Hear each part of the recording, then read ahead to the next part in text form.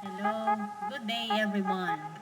I am Mrs. Araceli A. Ramos who will discuss solving quadratic equation by factoring. When solving a quadratic equation, we keep in mind that the quadratic equation must be expressed in standard form before you attempt to factor the quadratic polynomial. Next, every quadratic equation has two solutions. Each solution is called a root of the equation. And last, the solution set of a quadratic equation can be checked by verifying that each different root makes the original equation a true statement.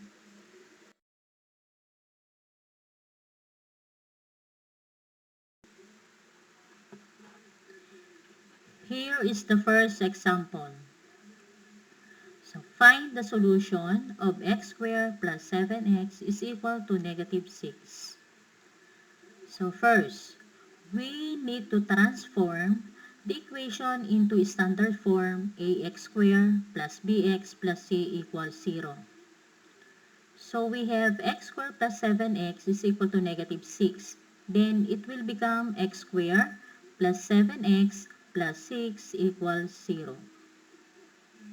Next is, we need to factor the quadratic equation x squared plus 7x plus 6 equals 0. So it will become x plus 1 and then x plus 6 is equal to 0.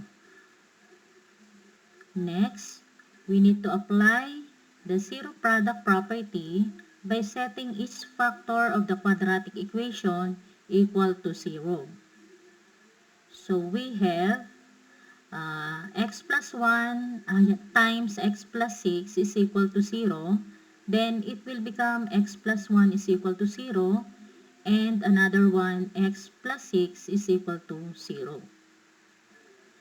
And then, solve each resulting equation. So we have x plus 1 is equal to 0. Then applying the subtraction property of equality, so we have x plus 1 minus 1 is equal to 0 minus 1. Then we have the roots, x is equal to negative 1. And another one, we have x plus 6 is equal to 0. Then it will become x plus 6 minus 6 is equal to 0 minus 6 by applying the subtraction property of equality. Then it will become x is equal to negative 6. After getting the value of x or roots, we will proceed to checking. So we have checked the values of the variables obtained by substituting each in the equation x squared plus 7x is equal to negative 6. Then we have if x is equal to negative 1, so we have x squared plus 7x is equal to negative 6, which is the original equation. Then replace, or we need to substitute negative 1 to x. So it will become negative 1 square plus 7 times negative 1 is equal to negative 6. Then we have 1 minus 7 is equal to negative 6. And negative 6 is now equal to negative 6. And another one, another root, we have x is equal to negative 6. So we have x squared plus 7x is equal to negative 6, our original equation. Then we need to substitute negative 6 to x. So it will become negative 6 squared plus 7 times negative 6 is equal to negative 6. So 36 minus 42 equals negative 6.